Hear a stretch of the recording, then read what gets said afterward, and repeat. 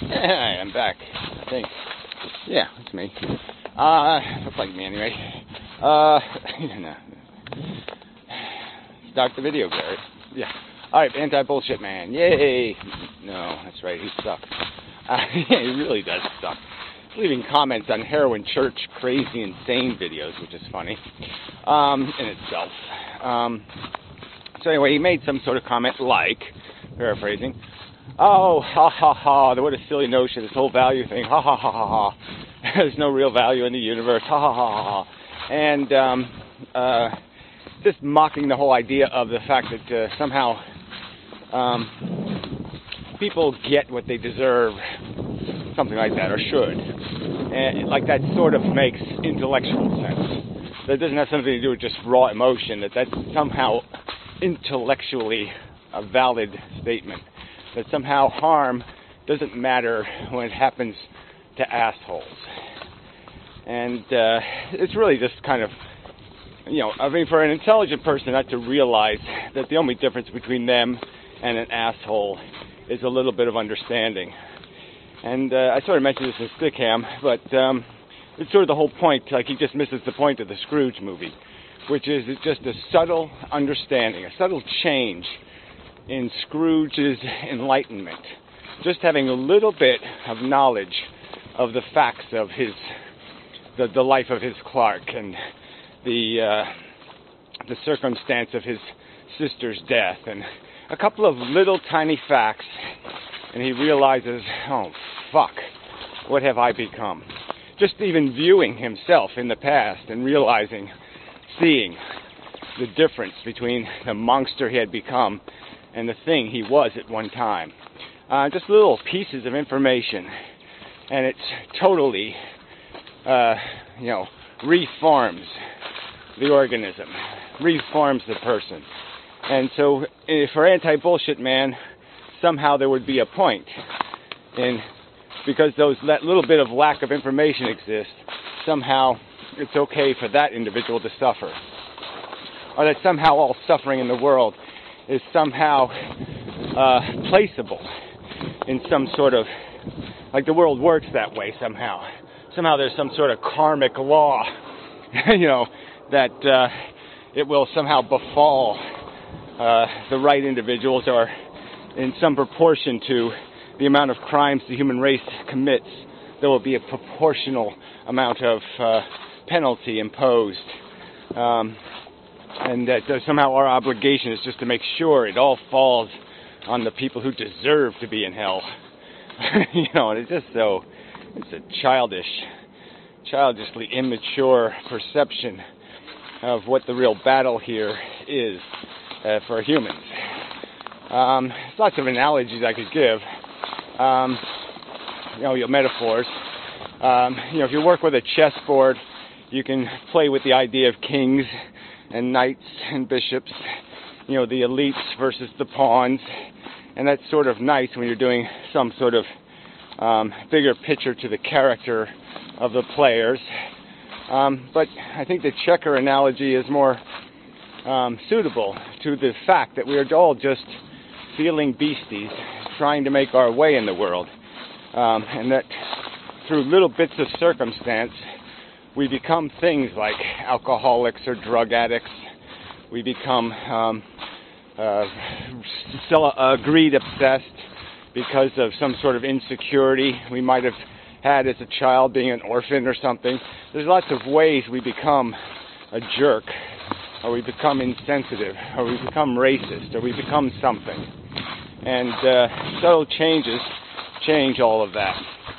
And so in essence, if we're going to sit there and say there's going to be checkers that'll be kicked off the board, or checkers that'll be smashed and crushed, there's a certain irrationality to thinking that there's some sort of, first off, that there's any kind of proportionality, that the punishment fits the crime ever, or that it really matters in any sense. I keep trying to make the argument that I think the only rational way to look at harm and suffering is to see it as a plague, as an enemy.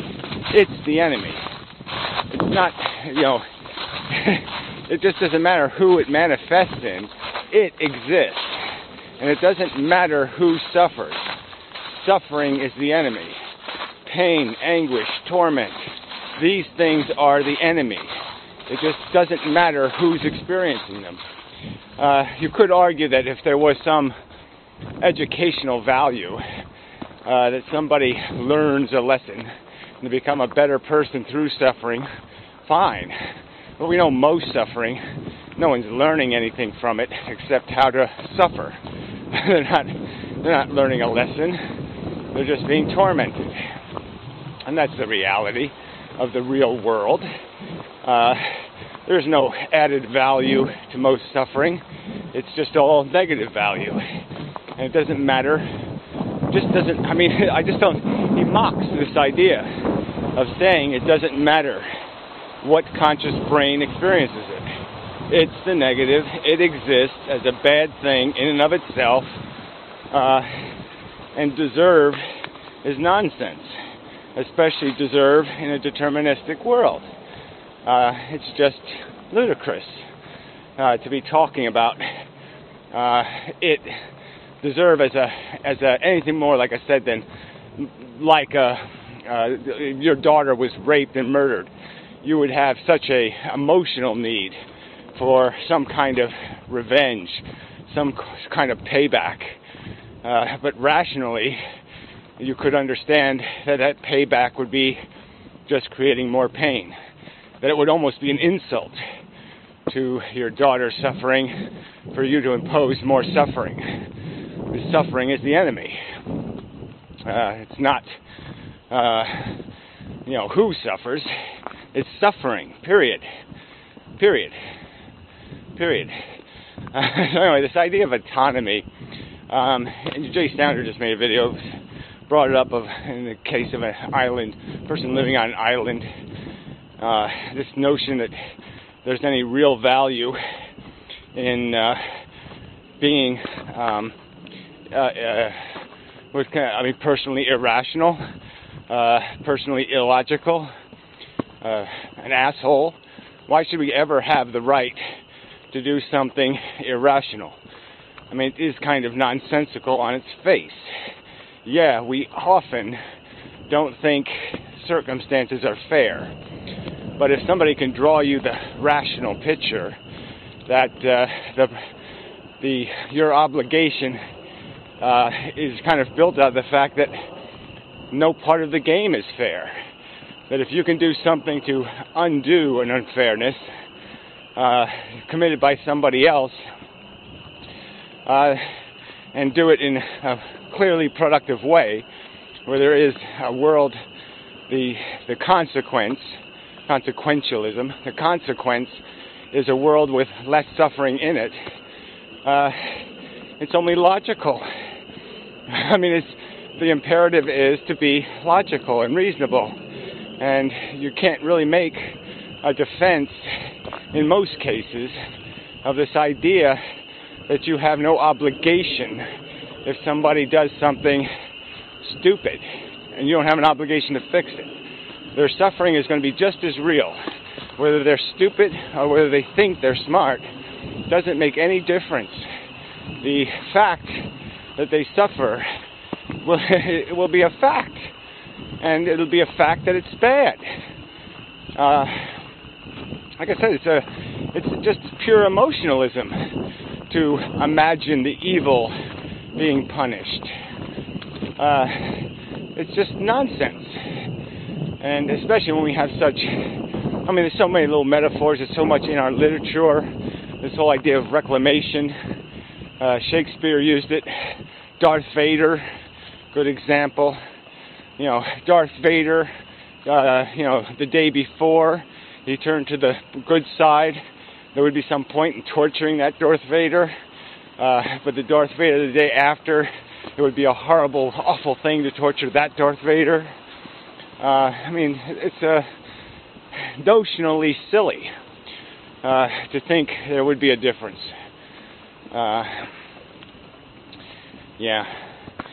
Let's see, how else to explain this?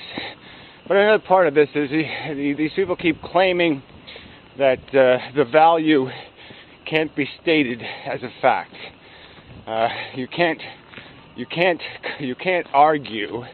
You can't even argue, really. They're even kind of cutting off the argument that value is a real property.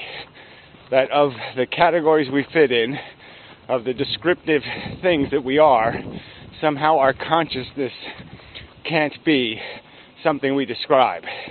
And certainly we can't describe the value element of our consciousness. That somehow those properties, even though we have personal, intimate, profound experience with them, they're suspect, because you can't put them in a jar and itemize those properties in some mechanical way. You can't bounce photons off of your feelings, that somehow your feelings don't exist, and they don't have any weight or substance, that all the character you know them to have by experiencing them somehow is negated, because we can't turn them into a material thing. They're only a property, a manifestation, a phenomenon created by, we know, the material arrangement. So when we have enough, I guess at some point we will actually have enough physical data. If humans were to survive 1,000 years, one might speculate that we would have complete computer models of consciousness functioning in the human brain.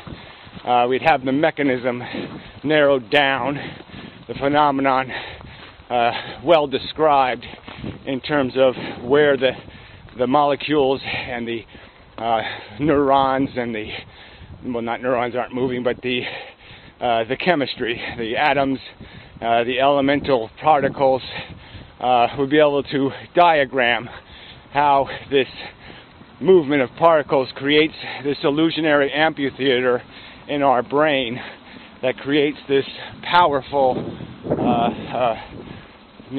dimensional perception that we call our consciousness.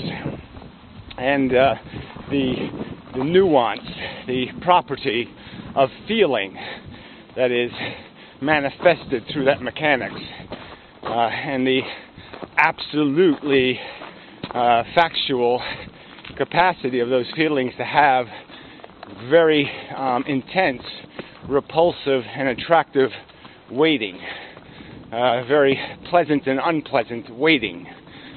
But again, it almost seems insane, really insane, to have to defend the reality of something so loud to my experience, so tangible to my experience, so I can feel my feelings. I can touch them. They're right here inside of me. They're speaking to me right now. My consciousness is talking to me, not just you. It's insane for me to deny that reality, and to deny it has a descriptive character, that it puts me in value states, in states of negative states and positive states, and that negative things and positive things create what we know to be value. It's a perfectly reasonable dissection of reality, perfectly necessary to understanding our existence. And it's just obnoxious for somebody to mock the idea of doing that simple logic, of accepting the fact that we're alive and conscious.